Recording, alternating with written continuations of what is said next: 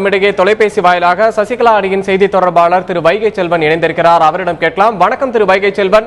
இப்போ இரு அணிகள் இணைவது குறித்த ஒரு பரபரப்பான சூழல் நடந்து கொண்டிருக்கும் போது பன்னீர்செல்வம் தரப்பு மைத்ரேயன் எம்பி அவர்கள் சசிகலா குடும்பத்தை வெளியேற்றினால் மட்டுமே இணைவோம் அப்படின்னு சொல்லியிருக்காரு.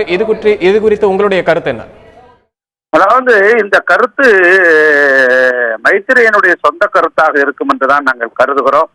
ஏனென்றால் முன்னாள் முதலமைச்சர் திரு பன்னீர்செல்வம் அவர்கள் வெளிப்படையாக தன்னுடைய கருத்தை பதிவு செய்திருக்கிறார்கள். நிபந்தனையற்ற ஒன்றிணைவோம் என்று குறிப்பிட்டிருக்கிறார்கள். அந்த நிபந்தனையற்ற ஒன்றிணைவோம் என்பது நம்முடைய கழகத்திற்கு உயிர்நாடியாக இருக்கிற புரட்சி தலைவர் எம்ஜிஆர் அவர்களால் கொண்டு வரப்பட்ட, புரட்சி தலைவி அம்மா அவர்களால் மீட்டெடுக்கப்பட்ட இரட்டை இலை சின்னத்தை மீண்டும் மீட்டெடுப்பதும், இந்த இயக்கத்தை புத்துருவாக்கவும் மீட்டுருவாக்கத்திற்கான ஒரு அர்ப்பணிப்புணர்வோடும் செயல்படுவதும் தான் என்பதை காட்டுகிற விதத்திலே திரு பன்னீர்செல்வம் அவர்கள் தன்னுடைய கருத்தை பதிவு செய்தார்கள். அதே கருத்தை தான் நம்முடைய மாண்புமிகு நாடாளுமன்றத்தினுடைய துணை சபாநாயகர் டாக்டர் தம்பிதுரை அவர்களிடம் வரவேற்று அந்த கருத்தை கூட நேற்றையும் இன்றையும் வழிமொழிந்தார்கள். ஆகவே இது குறித்து இணைவது குறித்து நிபந்தனையற்ற போக்குத்தான் இருக்க வேண்டுமே தவிர பல்வேறு நிபந்தனைகளை முன்னெடுக்க கூடாது என்பதுதான் எங்களுடைய கருத்து. ஆக மைத்ரேயனுடைய கருத்து அவருடைய சொந்த கருத்தாக இருக்கலாம்.